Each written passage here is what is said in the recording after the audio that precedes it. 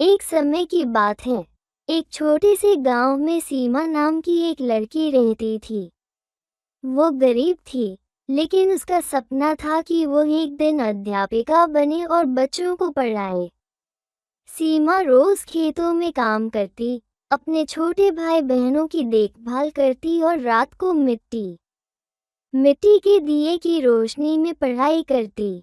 गांव के लोग उसका मजाक उड़ाते थे, कहते थे, एक गरीब लड़की क्या बड़ा काम कर पाएगी।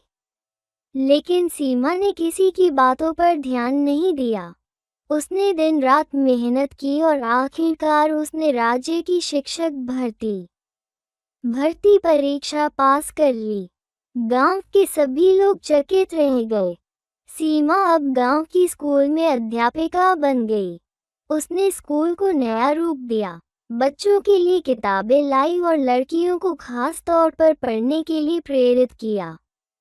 धीरे धीरे उस गांव में शिक्षा का स्तर ऊपर उठने लगा और लोग सीमा को सम्मान देने लगे। सीख: अगर इरादे मजबूत हों और मेहनत सच्चे दिल से की जाए तो कोई भी सपना बड़ा नहीं होता। अगर आप पंचतंत्र जैसी नैतिक कहानियाँ, भूत प्रेत वाली रोमांचक कहानी या राजा रानी की परीक्षा चाहें तो बताएं।